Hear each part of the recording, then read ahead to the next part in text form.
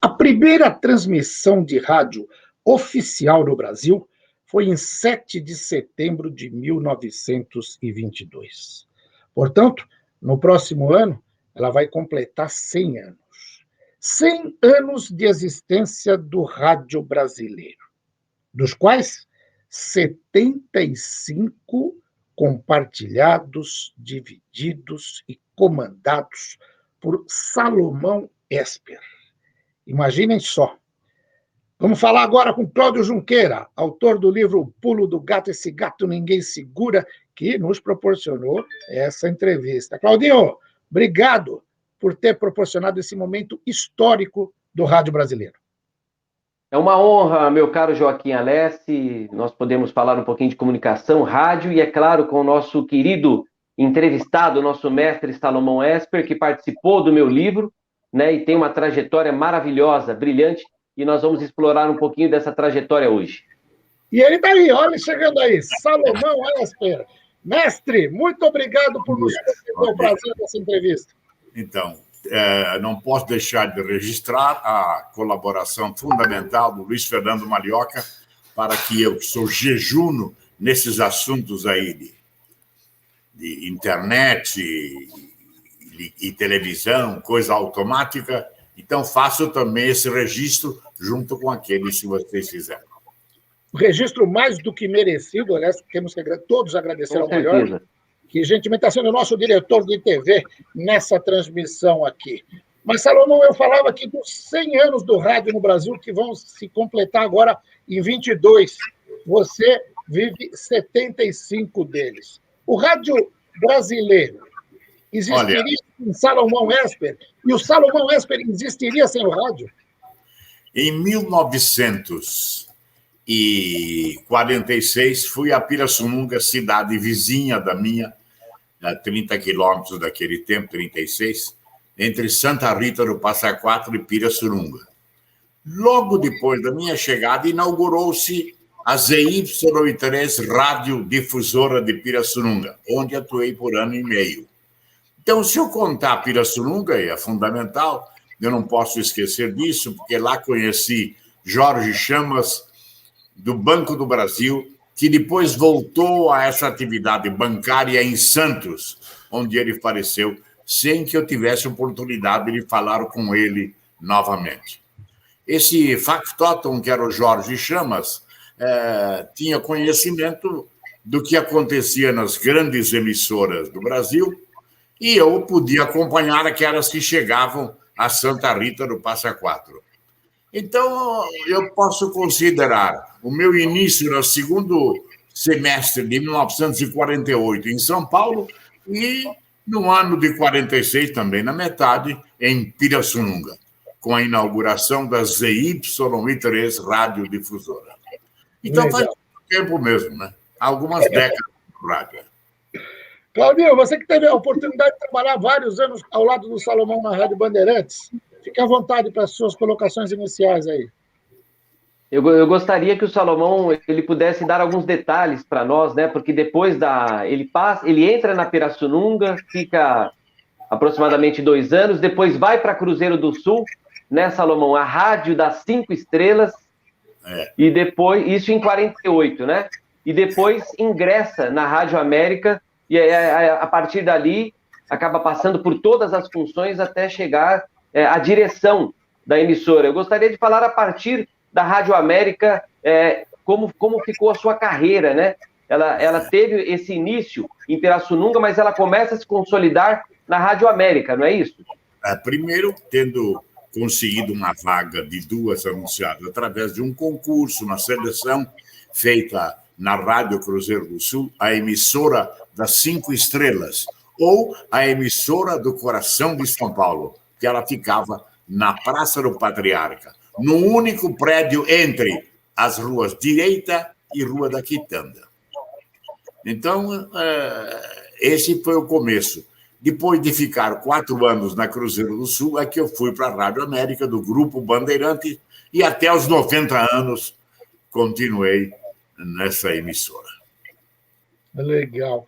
Agora, lá na Cruzeiro do Sul, você começou dando a hora de acordo com as badaladas do Mosteiro de São Bento, é isso? Assim, por coincidência, né, como era necessário conseguir alguma coisa extra além do salário, que era pequeno, o técnico dos meus horários, José Velasco, me procura depois de algum tempo e diz: aqui, olha, só tem certeza e firmeza do futuro no rádio quem tem publicidade. Você não quer sair comigo, a gente formar uma dupla aí para trazer um pouco de publicidade? Era de 20% a comissão. Eu topei imediatamente. E assim nós começamos, então, a conseguir um certo prestígio na emissora, além de todo o empenho profissional, o de trazer recursos para que a emissora pudesse pagar os seus funcionários. E, ficando lá 4 anos nessa emissora, onde eu tive grandes alegrias também. E o fato da Rádio América me procurar foi porque sabia de uma relativa notoriedade que eu adquiri e que poderia enriquecer também a Rádio América. Legal. Agora, sobre isso que o Claudinho perguntou, na Rádio América foi o grande momento, né? Mas você começou mais na área de apresentador. O jornalismo veio depois, né? Exatamente. Na Cruzeiro do Sul, o Mário Gimenez, que era também um programador da Rádio Cruzeiro do Sul, com a saída de um grande locutor chamado Mário Luiz, se não me engano, o sobrenome era Lorenzetti. Em rádio, em arte, era só Mário Luiz. Um moço bonito, de voz muito boa, que apresentava um programa de calouros, Calouros B6, que era o prefixo, final do prefixo da emissora. Com a saída dele, um desentendimento que ele teve, o Mário Gimenez praticamente me joga no auditório. E me empurra. Naquele tempo, os animadores entravam no palco como se fossem grandes astros, né? E entravam correndo praticamente, em ritmo acelerado para o microfone, diante de aplausos e do auditório. Tudo comandado pela produção, claro, né? E foi assim que eu entrei também nos programas de auditório.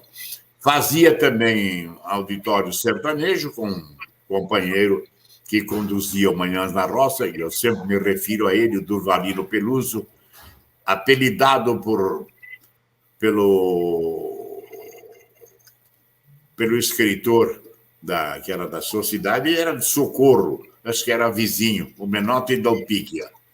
E trabalhei com ele, portanto, eu tinha algumas atuações no auditório, seja na área sertaneja e depois apresentando o programa de calor. O Raul Gil fala sempre disso, que ele disse, gongado pelo Salomão, ele não conta quantos prêmios ele ganhou. Na verdade, foi no programa, mas não era eu que seria o algoz de quem queria começar a vida radiofônica, a vida artística, né? Então, depois de atuar lá 2 anos, o Nóbrega chega na emissora depois de uma vida política fracassada. Ele mesmo reconhecia isso, o grande Nóbrega. O Nóbrega veio e, em vez de procurar uma grande emissora, como ele atuou no Rio de Janeiro, ele sabia das dificuldades, porque começaram a fazer críticas a esse grande nome do rádio e da televisão, Manuel de Nóbrega, que deixou o seu filho como grande sucessor. E, então, eu passei a ser o animador do programa dele, né? Dada a minha atuação no programa de calouros, e apresentava as duas.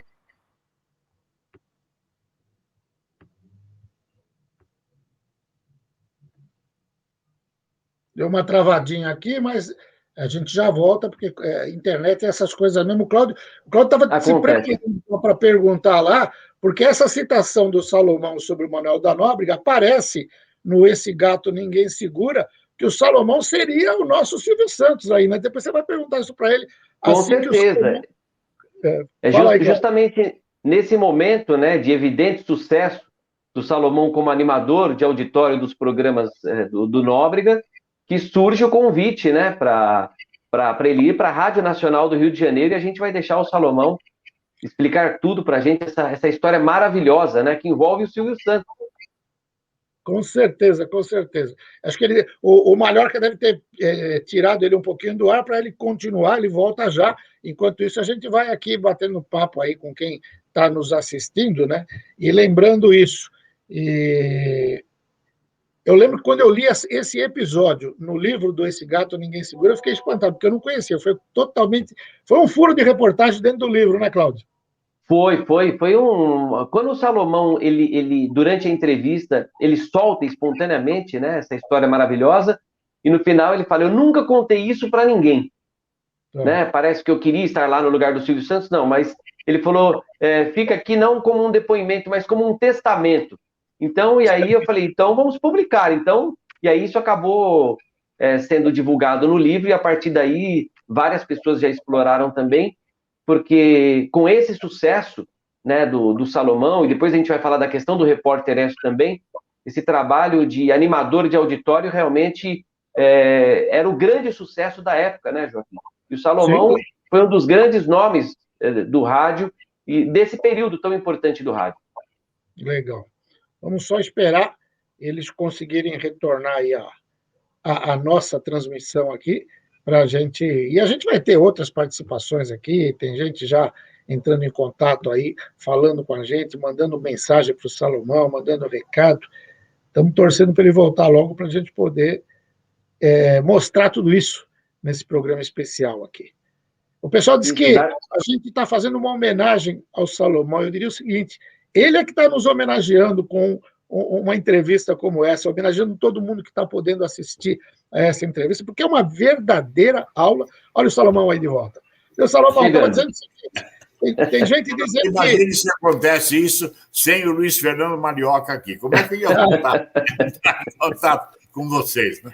Legal, mas você estava falando do grande Manuel da Nóbrega, e o Claudinho, no livro dele, Esse Gato Ninguém Segura, deu um verdadeiro furo de reportagem contando que você seria o Silvio Santos. Como é que é essa história, Cláudio? Fala aí.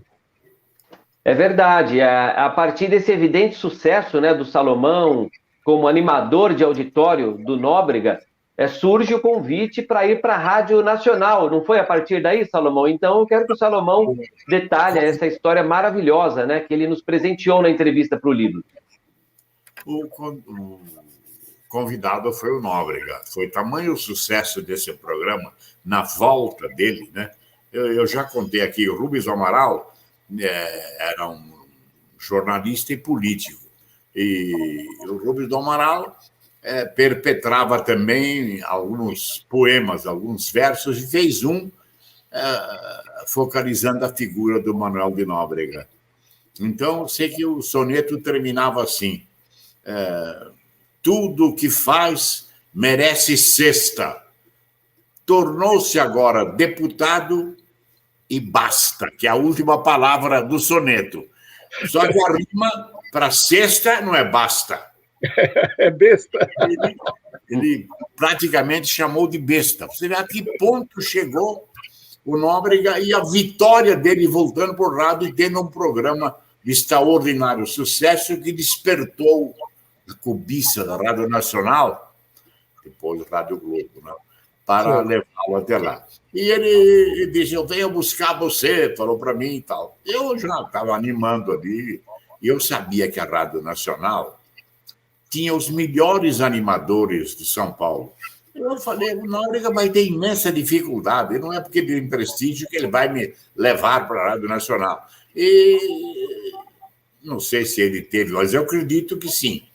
Ele tocava nesse assunto de vez em quando, mas eu falei: fique tranquilo, eu estou bem aqui. Eu, por ser praticamente o único na Rádio Cruzeiro do Sul, não ia disputar lá na Rádio Nacional com uma dezena quase de apresentadores, de grandes nomes mesmo dos auditórios. Né?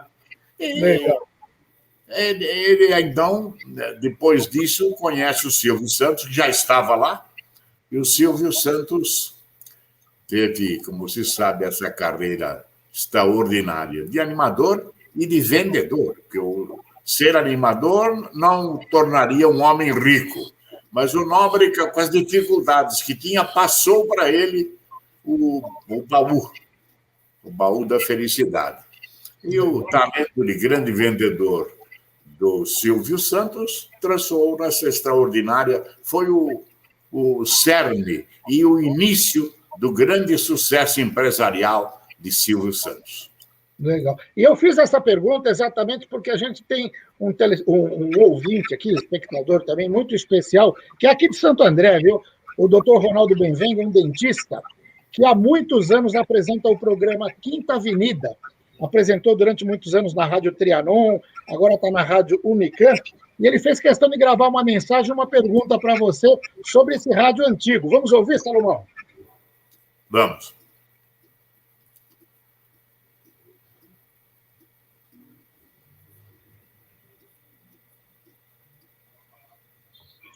Oi, Joaquim. Eu sou admirador do Salomão Esper. Eu sou um ouvinte de rádio desde quando eu era menino. Inclusive, eu posso fazer uma pergunta para ele. Eu sou ouvinte do rádio desde a época da guerra, da Segunda Guerra Mundial. Meu pai tinha um rádio de ondas curtas e escutava a BBC de Londres e, por incrível que pareça, a rádio Berlim, que fazia um programa da Alemanha nazista. E, por coincidência, a nossa vizinha alemã era mãe do locutor da rádio nazista na Alemanha. Nós ficamos sabendo depois que terminou a guerra. E você pergunta para o Salomão quais são os programas que ele se lembra dos anos 40, dos anos 50, inclusive os programas musicais. Havia programas de música norte-americana, italiana, árabe, boleros, uma profusão de melodias, todas elas, todos os programas com grande produção. Então, eu gostaria de perguntar ao Salomão o que ele se recorda daquela época da áurea do rádio, que hoje está bem diferente. É essa pergunta que eu faço, viu? Obrigado. É isso, Salomão. Não pretendo ser saudosista, mas ele tem razão. O que a gente... inexistia a televisão, nós dependíamos do rádio, e eu mesmo ainda não tinha rádio em casa. Meu pai ainda não tinha podido comprar, né? Havia coisas mais urgentes. E eu ia ouvir, então, a BBC de Londres, na casa do José Villarreal, que era dono de um empório, praticamente em frente à minha casa, na Avenida Severino Meirelles, e eu ouvia a BBC de Londres. Era realmente uma sensação poder estar no cenário da guerra com aquela... E por incrível que pareça, quase imparcialidade da BBC inglesa com a Inglaterra envolvida no conflito com a Alemanha nazista. Ouvia também na padaria do Paulino Padovani, que tinha filhos e filhas, né? Prolífico que ele era, ia também ouvir a Rádio Cultura de Araraquara, lá na padaria, enquanto saboreava lá aquelas delícias que a família produzia, ficava ouvindo. Ele estava permanentemente ligado na difusora de Araraquara, Cultura de Araraquara. Era exatamente esse o nome. Legal. Então, pode falar, Salomão. Não, estou dizendo, como o Joaquim Alessio fez esse tipo de pergunta, eu devo lembrar também que, a esse nosso querido ouvinte, que essas coisas que o levaram a sintonizar esses prefixos, só não sintonizava a rádio da Alemanha, porque havia até uma procura, eram presos aqueles, eram intimados a comparecer à polícia, uma censura terrível. Se alguém denunciava que fulano de tal está ouvindo a rádio de Berlim, nossa senhora, eu não sei como ele conseguiu e não foi denunciado por ninguém, né? Então, é isso que eu queria, em abono da tese desse querido ouvinte aí, poder responder e mostrar que passamos por tudo isso. Legal. Cláudio, com você. Vou fazer alguns registros aqui, pessoas cumprimentando o Salomão, né, e aguardando ansiosamente pela entrevista, a Denise Corrochano Oliveira, a Maria Aparecida Mendonça Marques, a Maria Terezinha Gomes Carvalho e também o nosso Severino Santos, lá de Cananéia, que está enviando um livro para mim e um para você aqui, Salomão. Vou levar em mãos para você em breve. E temos aqui também o Fausto Camunha, dizendo o seguinte: vou acompanhar a entrevista para aprender um pouco mais com o Salomão, o mestre Salomão. Maravilha. Companheiro da Rádio Bandeirantes, memorável também por ter marcado com a sua atuação, né? Um dos grandes momentos do rádio. Fico muito contente, envaidecido com esse auditório que você acaba de enumerar e espero poder corresponder agora, ultrapassando os 90 anos também, nessa entrevista com Cláudio Junqueira e o nosso querido Joaquim Alessio. Muito bem. Olha, eu vou tentar aqui, vamos ver, eu também não sou muito bom nesse negócio de informática, não, mas tem um vídeo de uma grande ouvinte tua de muitos anos, vamos ver se a gente consegue ouvir aqui, vamos ver, e ver. Vai entrar agora, acho que vai entrar, hein? Cheguei, chegaste. Vinhas fatigado e triste e fatigado eu vinha. Tinhas a alma de sonhos povoada, e a alma de sonhos povoada eu tinha. Paramos de súbito na estrada da vida, longos anos preso à minha. A tua mão à vista, deslumbrada, tive da luz que teu olhar continha. Hoje, segues de novo na partida, nem o pranto os teus olhos umedece, nem te comove a dor da despedida. E eu, solitário, volto a face e tremo, vendo teu vulto que desaparece na extrema curva do caminho extremo. Olavo Bilac, a minha homenagem para Salomão Esper. Olha, eu agradeço muito. E tive tanto contato com esses versos que quando me convidavam por alguma coisa e eu achava que a veteranice não recomendava, eu dizia, mas eu já estou cruzando a extrema curva do caminho extremo. Como é que eu posso ser honrado e atendendo a esse convite? Ah, não, deixa disso, você não envelhece, não, o cara conversa, né?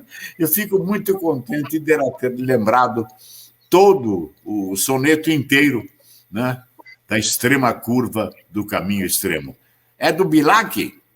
Isso mesmo, Olavo Bilac, uma homenagem para você da Sérgia Vitória de Freitas, que diz que te acompanha desde a abertura do Gente de 78, Salomão. É verdade, eu sei que ela é apreciadora mesmo da boa poesia e estou me lembrando absolutamente, né, com clareza, nitidez desses fatos.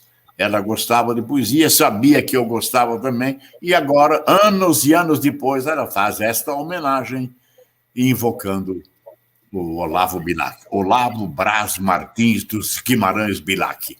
Como todos sabem, este nome é um alexandrino perfeito. O que é alexandrino? É um verso, né, de 12 sílabas, com a tônica na sexta sílaba, né?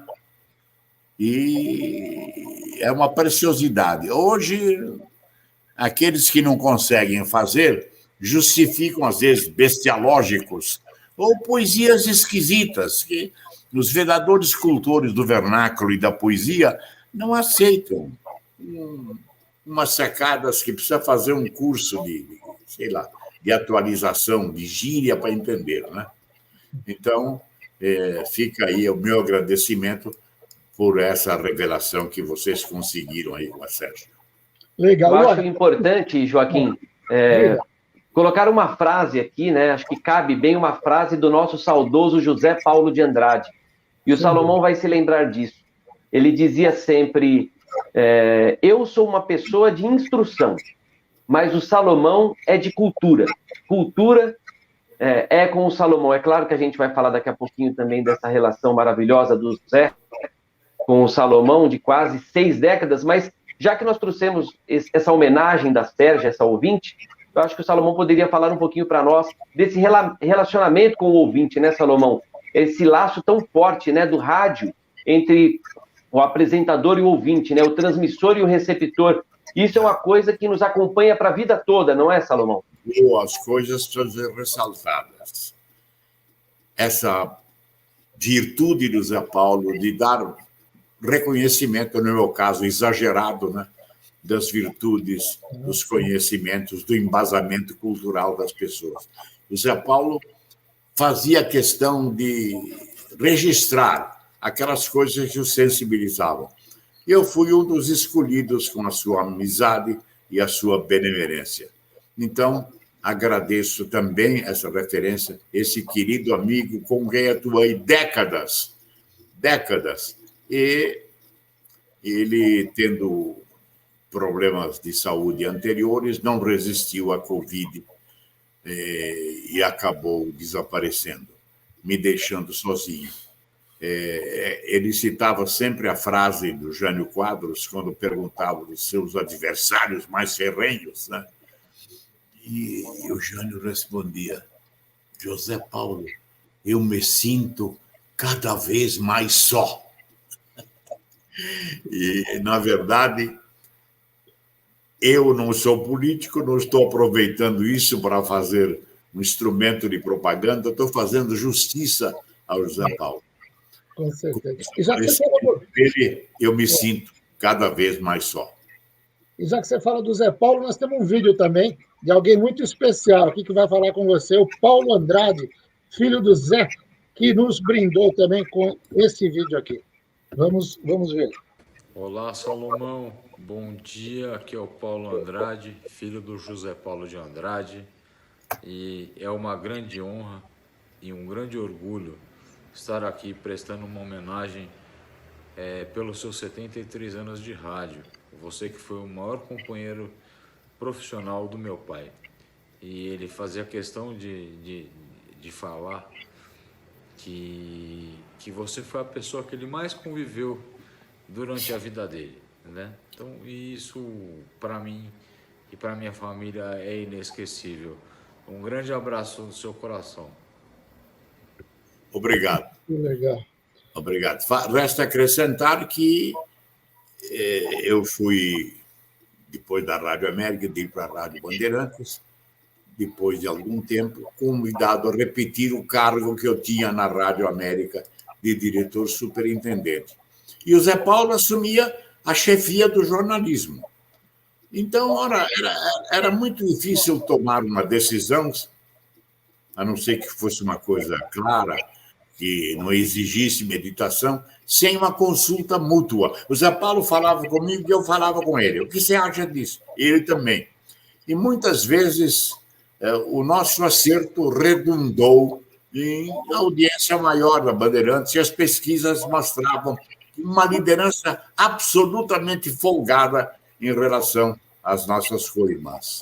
Muito obrigado pelo Paulinho, obrigado por terem lembrado sempre essa atuação do Zé Paulo e aquilo que ele julgava apenas um dever de justiça, né? Reconhecer o que ele julgava ser os meus méritos. Legal. Claudinho? Salomão, eu acho que, já entrando realmente no assunto do Zé, eu gostaria que, se você pudesse definir essa parceria, né, de 60 anos, como você definiria? E também o Zé, outra frase marcante, ele falava: ninguém conhece tão bem a minha alma como Salomão Esper. E com tudo que a gente está passando no país hoje, como que você acha que o Zé Paulo estaria hoje? Quais seriam as palavras dele hoje para todos os nossos ouvintes? Olha, eu não quero insistir muito, parece que eu estou fazendo um depoimento que me exalta. O que eu não posso deixar de exaltar é a figura do Zé Paulo. Os problemas que traz um departamento de jornalismo, os problemas trazidos por essa condição, por essa chefia, deveriam atormentar o Zé Paulo. E eu não sei como ele, assoberbado com tudo isso, né, conseguia agir com tirocínio, com uma decisão não era cautelosa, era uma decisão meditada. E quando o Zé Paulo meditava, ele tomava a atitude certa. Quantas vezes nós tivemos reunidos os dois antes da tomada de uma decisão? Um querido companheiro que queria sair, atraído por condições melhores de salário. Ora, quanta coisa que a gente enfrentava. Ou alguma impropriedade que justificava praticamente uma demissão sumária. E o nosso coração impedia que isso ocorresse, porque sabíamos que era uma falha momentânea, absolutamente isolada, que não definia o caráter daquele funcionário que se pretendia fosse punido e levando até a demissão. Então, foi extraordinário. Nesse ponto, nós nos entendemos bem. O de deixar os interesses da empresa parcialmente atingidos por uma ou outra atuação, conseguir moratória, o tempo esfriando para mostrar que a pessoa que tinha errado não perseverava no erro e que ele não era intencional. Essa vitória quase sempre nós conseguimos repetidamente, eu e o Zé Paulo de Andrade, com muita intensidade, ligado diretamente àqueles funcionários que ele liderava. Legal. E já que a gente está falando bastante do Zé Paulo, tem uma pessoa também que foi fundamental nessa tua parceria, sempre esteve junto o tempo todo, hoje comanda o Pulo do Gato, ao lado do Pedrinho Campos, também na Bandeirantes, e ela deixou uma mensagem para você aqui, Salomão. Vamos ouvir aqui, deixa eu só ver aqui. Oi, Cláudio. Oi, Joaquim.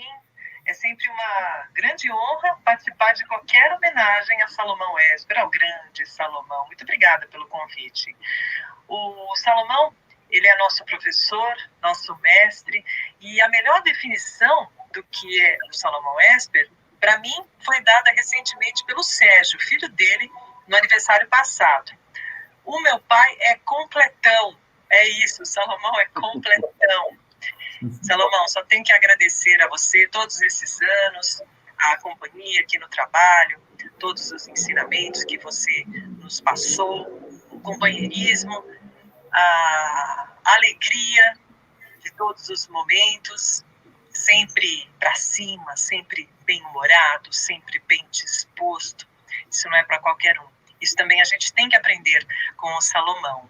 Muito obrigada pela amizade, principalmente, sua e da sua família. Eu só tenho agradecimentos a todos vocês. Beijão, Salomão. Silvânia Alves.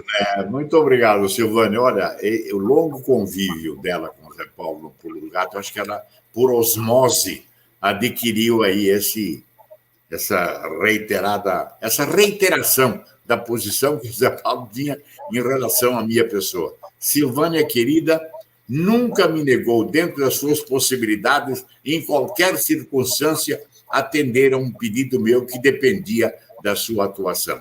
Essa brilhante locutora e apresentadora constitui um dos meus orgulhos, a sua amizade e a nossa convivência profissional. Obrigado, Silvânia Alves. Legal. Claudinho, com você. Olha, vou registrar mais umas mensagens para o Salomão aqui, mandando um abraço para ele, o Carlão JC, a Albertina Cruz, também o Francisco da Luciene e o Sérgio Quintela. Ele fala aqui, ó, imperdível essa entrevista com o Salomão Esper. Me ensinou muitas coisas da carreira. Grande Serginho, né, Salomão? Nossa, um grande amigo. A diferença de idade, Carl, não impediu que ela se concretizasse, se cimentasse cada vez mais. Ao Serginho, que trabalhou comigo, era meu liderado, no entanto, ele me ensinou tantas e tantas coisas. Ele vinha aqui diante dessa máquina aí, terrível, né? Que na computação, ele me ensinou muito tempo, pacientemente, vindo aqui à minha casa para me dar os prolegômenos aí dessa atuação que vocês desenvolveram também. E que hoje fica dependente do Luiz Fernando Marioca, meu vizinho, né? E que me ajuda sempre que é possível. Quintela, muito obrigado sempre agradecido ao seu convívio, à sua amizade e à sua ajuda. Legal. Tem uma passagem nessa tua história toda, que você já falou várias vezes, mas eu acho importante sempre lembrar, que foi o momento da criação do jornal Gente, da Rádio Bandeirantes. Eu, que ouvia muito o Trabuco com o Vicente Leporassi, e adorava aqueles comentários dele, vocês tiveram que, de súbito, né, assumir o Gente, você, o Zé Paulo, o Joelmir. Imagina como é que foi a véspera daquele programa entrar no ar. O Zé Paulo já contou até que o nome nem estava definido. Como é que é? Conta um pouquinho desse momento. Olha, o Leporassi era uma figura extraordinária. E eu não foi na sua sucessão que nós... Eu tenho um orgulho e alegria de registrar cartas de apoio da direção da rádio quando eu fiz diversas vezes a substituição de Vicente Leporassi. Mas num período maior de 3 meses, recebi documento de Júlio Atas, de Murilo Leite, mostrando que as pesquisas mostravam que eu mantive bem alto esse lábaro que o Leporassi ostentava, esse lábaro estrelado. Fico muito contente de ter conseguido. Por quê? Porque todo o programa, todo dia, uma vez uma substituição, durou 3 meses. Eu falava do nome dele e entrava depois a fazer o programa. O Leporassi era um imitador, ele era um entendido de ópera e de música popular. Vejam vocês que valor. Ele sabia imitar naquelas coisas que nos afligem. Uma torneira que tossia em vez de soltar água. Era um problema grande a falta d'água em São Paulo. E com o Leporassi nós aprendemos a saber o que é bom, o que é ruim, o que o ouvinte aceita e não aceita. O Leporassi falava que era demarista na época em que o janismo tomava conta do Estado. E ele se saía airosamente. Aquela disputa que separava, às vezes, famílias e vizinhos, Jânio e Ademar, Leporassi passava incólume por tudo isso, apesar de manifestar a sua preferência. Eu acredito que, se tem sobrevivente dessa época, eles sabem que eu estou falando absolutamente a verdade.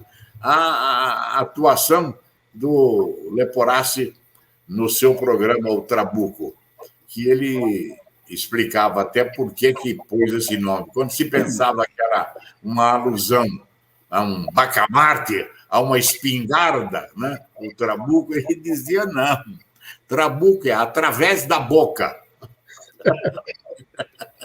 Ele, que entendia bem do italiano e sabia também de algumas histórias, né? Ele contava essa história do Trabuco.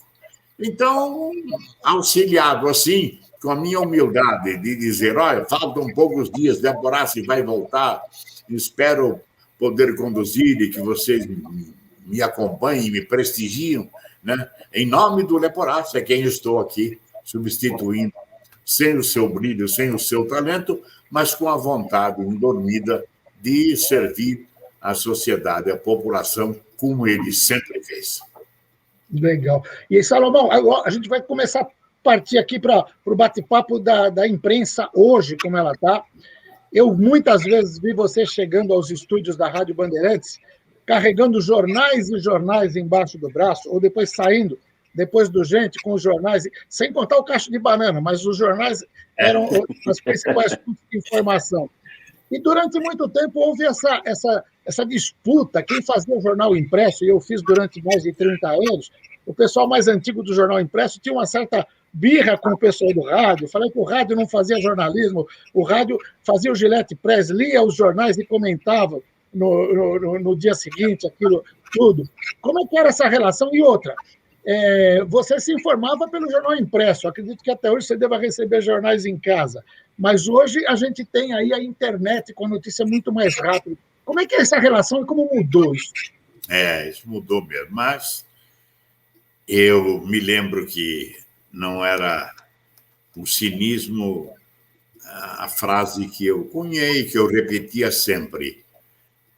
Quando eu duvidava de uma informação, era mais uma informação que atendia aos caminhos traçados na política pela direção do jornal impresso, eu recomendava quem não acreditasse em uma versão só, que procurassem saber até onde era verdade e até onde merecia reparos essa posição. E eu dizia, pior do que não ler nenhum jornal é ler um jornal só. Frase que eu vi repetida depois por todos aqueles que queriam me homenagear e faziam referência a esse episódio. Uma frase perfeitíssima. Cláudio Junqueira. Então, super atual, né? Você tendo o Globo, o Estado, a Folha, naquele tempo nós tínhamos o Jornal do Brasil, o Diário de Notícias do Rio de Janeiro, e aqui em São Paulo, o Correio Paulistano, tanto jornal, o Diário Popular, depois passou a ser o Diário de São Paulo. Enfim, havia jornais isentos, havia jornais que não suportavam um tipo de comportamento ou vitória alguma na política. Imagine, o Estadão, por exemplo, não apoiou na sua pretensão política, até acho que numa candidatura a prefeito, no início da carreira de Emílio Carlos, o grande orador, o grande tribuno da política, tinha estado na BBC, tinha estado no Rádio do Exterior, e veio aqui para o Brasil. Deixou o seu irmão também entusiasmado, Fauzi Carlos, tantas vezes secretário da Saúde aqui no estado de São Paulo, e que foi meu contemporâneo na Rádio Cruzeiro do Sul, era um dos chefes da locução, o doutor Fauzi Carlos, médico que adorava o rádio e continuou prestigiando a atuação dos radialistas, porque ele era originário, era locutor também da Rádio Cruzeiro do Sul, depois Rádio Piratininga. Não sei se é isso ou você quer mais alguma coisa ainda. Né? Não, querer a gente sempre quer mais, mas o Cláudio tem pergunta para fazer.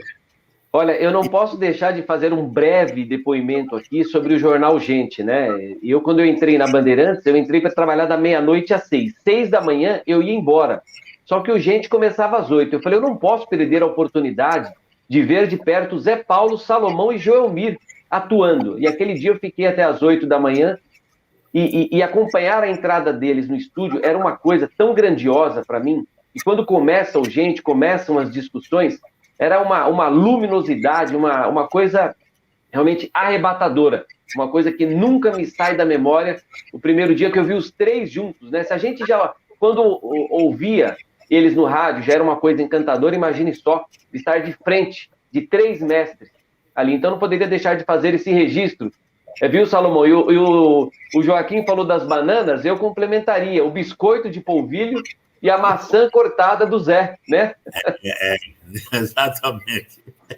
Eu levava sempre isso, primeiro porque até na técnica eles reclamavam, cadê as bananas? Todo mundo queria. Então, eu, frequentador assíduo das feiras aí, né? Eu sempre tinha isso em casa e levava para a rádio. Isso... Salomão, aproveitando, eu vou passar uma pergunta aqui, que é a Isilda Braga, a escritora Isilda Braga, e minha tia também, sou ouvinte de décadas. Ela falou aqui, olha, por favor, faça essa pergunta para o Salomão. Ela diz aqui, ó, sempre foi um prazer ouvi-lo. Sua voz me leva de volta para casa, pois desde menina, nos tempos da Rádio América, ouvia junto de minha mãe, que era sua fã ardorosa, mesmo sem carteirinha. Hoje, muitos programas de rádio são transmitidos também pela internet, simultaneamente. Você acha que o fato de ter a imagem e o conteúdo ao mesmo tempo compromete a magia do rádio ou é uma modernidade bem-vinda, Salomão? Olha, muita gente fala isso, mas eu não sei, eu acho aqueles que não tiveram acesso à televisão, sendo profissionais de rádio, podem fazer isso, mas eu não, eu acho que acrescenta, não posso achar que prejudica o fato de manter mistério, que ninguém deve conhecer o locutor. Isso era uma defesa que se intentava fazer do rádio. Ora, se você pode, gosta da pessoa, você aprende, mesmo que você tenha imagem. Pensei que você fosse gorducho, pensei que você fosse pequenininho. Isso a gente ouvia, mas tantas e tantas vezes, né? Quando eu aparecia com o meu 1,85 m, 1,88 m de altura. Mas eu acredito, hoje é o contrário, quanta gente fala, não diga, hoje eu tive atendendo o Salomão, como você conhece? E assim, a coisa adquire essa proporção, e nada melhor do que poder facilitar isso tendo já a imagem. É verdade que aparecer pela primeira vez envelhecido não é uma coisa muito boa, né? Mas para quem acompanha a carreira e vai vendo o envelhecimento ditado pelo passar dos anos e das décadas, como no meu caso, né? Então não há nenhum temor da televisão como concorrente do rádio. Hoje eles se juntaram de concorrentes que eram a ponto das associadas terem lançado em 1950 a televisão, o Chateaubriand, e ter iniciado toda a programação da TV a partir da base do rádio, que a Tupi, PRG2, né? a emissora do Sumaré, tinha um elenco muito grande, grandes artistas, que depois foram, no início da televisão, levados para brilhar também nesse novo cenário. E eu costumo dizer até que o cenáculo, a imagem toda que a televisão passava, aquela grandiosidade, foi acelerando com o passar do tempo. No começo, quando o Chateaubriand lançou, ele distribuiu até aparelhos de televisão para que fosse possível pegar, porque ninguém tinha, era uma novidade, e demorou muito. Na rapidez da televisão implantada no país, demorou muito para muitas e muitas famílias conseguirem comprar um aparelho caro, né? Que exigia muita atenção, o botão, aquelas coisas todas. Hoje você faz até, liga a televisão por voz, né? Você fala, liga no canal tal. Não precisa nem sair da cadeira. Eu mesmo tenho todo esse aparato aí, né? Depois de tantos anos de atuação no rádio. Mas não precisa se preocupar com a imagem, não, que você está bonitão ainda, hein? Bom, não sei. Então, você se acostumou comigo e a gente vai envelhecendo, e quando se acompanha, sente menos a velhice. Tem isso. A velhice dos outros, né? A gente não está vendo no espelho todo dia, está verificando. Então, eu agradeço a você, mas, na verdade, essa não é a impressão daqueles que passam anos e anos sem conhecer a nossa figura e, de repente, fala, puxa vida, mas ele está envelhecido. O Zé Paulo perpetrou uma, nesse ponto eu era mais tolerante, o Zé Paulo não tolerava. A gente chegou nele depois de algum tempo de separação e botou a mão na barriga do Zé Paulo, e uma mão nas costas, disse, puxa, você está gordo, hein?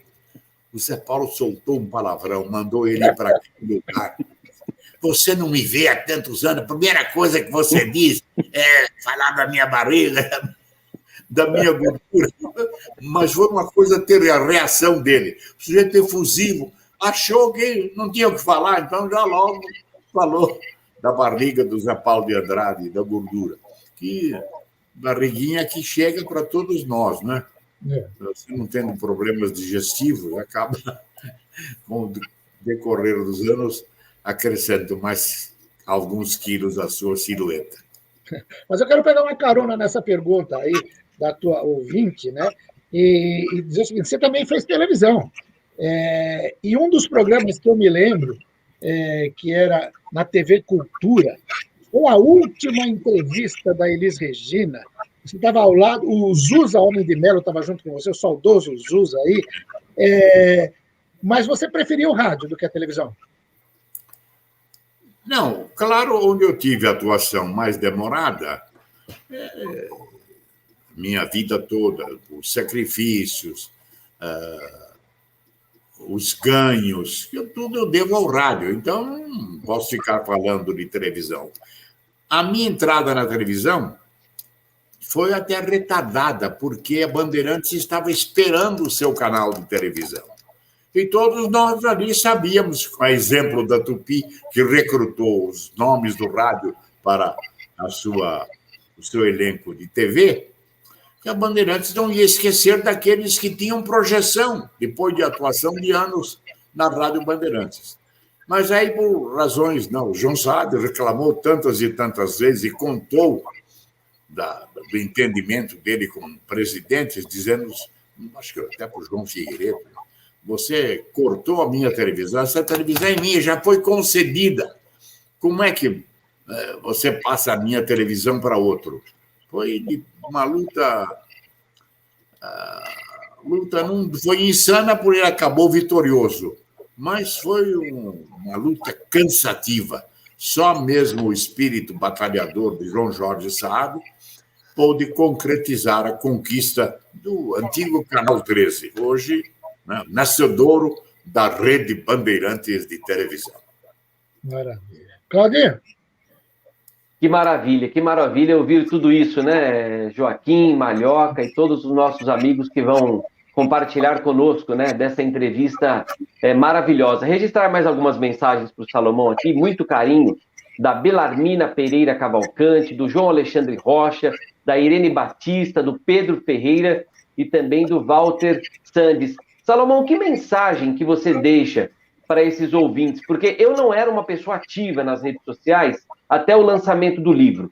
Com o lançamento, eu recebi uma enxurrada de mensagens e pedidos, né, de amizades até atingir o topo, que são 5.000 pessoas na página do Facebook. E eu me dedico a divulgar basicamente os feitos seus e também do Zé Paulo. E essas pessoas a todo momento me escrevem perguntando como que está o seu Salomão, como que está de saúde, manda um abraço, fala que eu amo ele. Né? Claro que o Salomão todos nós amamos. Então, Salomão, qual é a mensagem que você deixa para todos esses ouvintes que gostam tanto de você e te admiram bastante?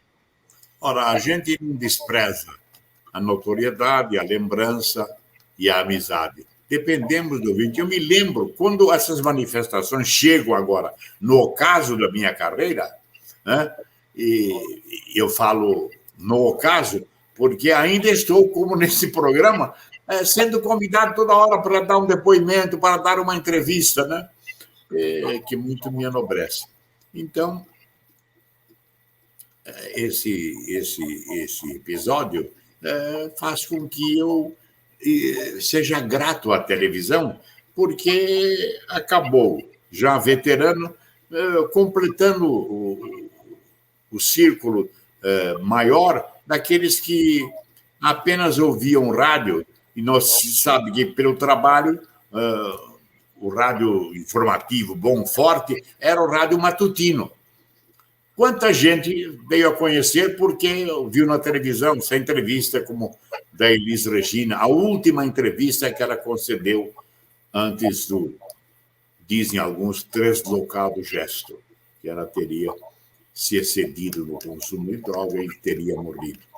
A Elis nos concedeu um programa extraordinário, né?